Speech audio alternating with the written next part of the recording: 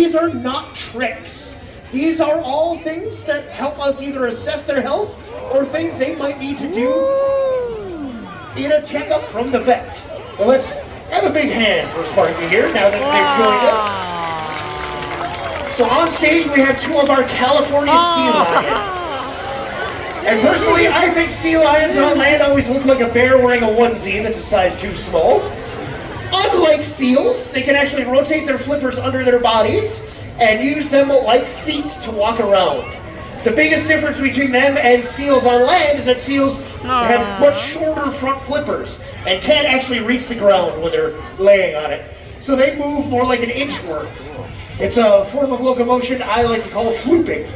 That is a scientific term for it. But as you can see, these guys, Subi and Nico, they're able to walk just fine on the stage. Now, can anybody guess what they have in those buckets? Fish, yes. So these guys are carnivores. They hunt other animals, mostly fish, for food. And for them, their style of hunting requires a lot of agility. And so we will do behaviors that allow us to assess the range of motion of their limbs, make sure they don't have any injuries on their skin or any irregularities in their fur, and even do things like brush their teeth. Raise your hands if anyone here, if you brush your teeth.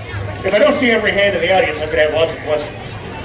Yeah, even the seals and sea lions will have their teeth brushed daily. That should be a lesson to you. But one of my favorite things about that little fact is that pinnipeds actually have brown enamel rather than what we have, white enamel. So their teeth might look a little different. Now, does anyone here get really excited when it's time for you to go visit the vet? Wait a minute. Sorry, I forgot who my audience was for a second. You guys don't go visit the vet.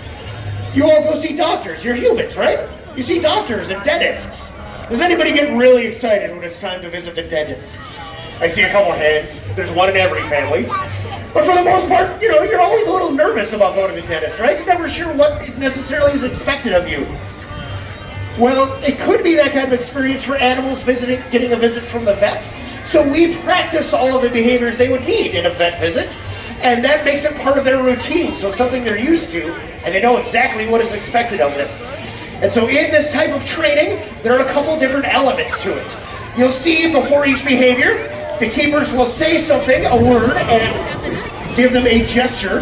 That is their cue. That tells the sea lion what behavior is expected of them. And then you will see sometimes an object, sometimes just the zookeeper's hand. It could be the rubber ducky you just saw. It could be that blue and white buoy on a stick. It could be a hoop. We call that the target. That gives them something to focus on, and it gives them an end point to that behavior. Now, some of these behaviors are kind of complicated and are multi-step behaviors. So, if you've been listening, you've been hearing this clicking sound under my voice through this whole training session. That clicker is the same kind of clicker you would find at Petco or PetSmart. It's the same thing we use to train dogs as well. And here we use it as a bridge. So the fish is the reward. That's the signal to the sea lion that they've done the behavior that's asked for them. And it also links their eating to the kind of problem-solving behaviors and other hunting behaviors they might need to survive in the wild.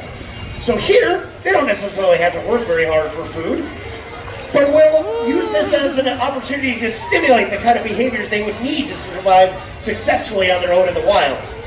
The click is a bridge, so if the behavior has multiple steps, we don't want to give them a reward at each step, because to them that means, oh, I'm done now, I can just leave. And we want them to work to the end of that behavior.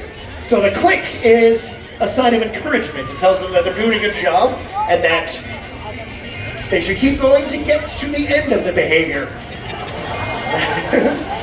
There's nothing like finishing off a good training session with some fish-flavored ice. I know that's one of my favorites.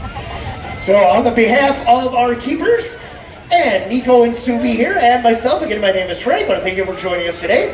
Please join us at 1:30 for a gorilla program, and if you have any questions, I'll be down here to answer them for the next.